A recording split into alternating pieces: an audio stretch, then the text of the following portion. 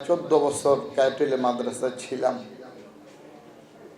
আমার কাছে যে কেমন লাগতেছে আমি নিজের ভাষায় বুঝাইতে পারবো না।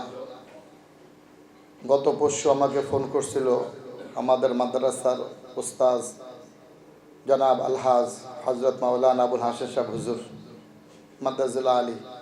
এরপরে ছাত্রদের থেকেও এভাবে কয়েকবার কল গেছে যে হুজুর একটু দয়া করে যদি আসতেন।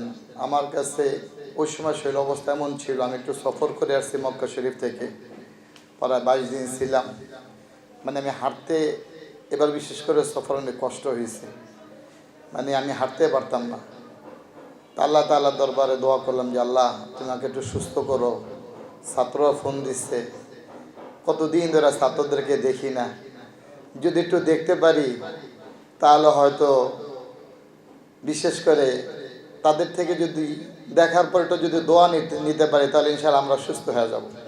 তো যা হোক, আল্লাহ তাআলা শাহী দরবারে এত শুকর গুজার করছি যে আল্লাহ তাআলা আমি গুনাহগারকে মাদ্রাসার আমাদের ছাত্র যারা তালিবুল ইলম ছিল, এখন হাদিসের এক অংশের উপর আমল করে দ্বিতীয় অংশের উপর আলহামদুলিল্লাহ আশা করি সবাই আছে। খায়রুকুম মান তাআল্লামাল কোরআন, এটা এক অংশ, ও আল্লামা আরেক অংশ, এক অংশ শেষ করে আরেক অংশতে আছে। তো এই বিশেষ করে আল্লাহ তাআলার শাহী দরবারে আমি সকলের কাছে দোয়া চাই এবং আল্লাহ তাআলার দরবারে শুকরিয়া আদায় করি যে আল্লাহ তাআলা যাতে আজকের আমাদের এই মাজলিস এতদিন পর আল্লাহ তাআলা আজকে আমাদেরকে একত্রিত হওয়ার সুতৌফিক দান করেছেন। এটা আমাদের জন্য অনেক বড় নেয়ামত হিসাবে এই নেয়ামত যাতে আমরা ধরে রাখতে পারি, আল্লাহ তাআলা আমাদের সকলকে তৌফিক দান করুন। সকলে বলে আমিন। যা হোক, আসলে আমার শরীর অসুস্থ।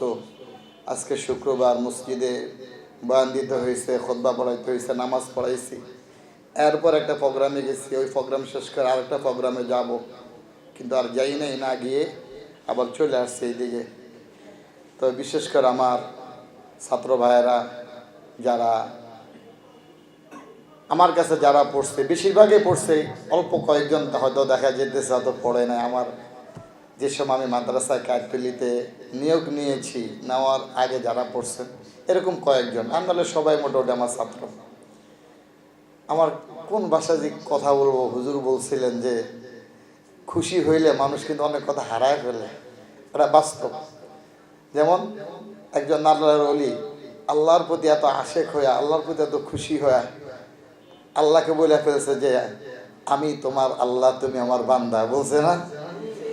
উনি কি বাস্তবে কি কথাটা কি মুখের আওয়াজটা ছিল এরকম, কিন্তু মূলত ভিতরে কি ছিল? আল্লাহ তুমি আমার আল্লাহ, আমি তোমার কি বান্দা।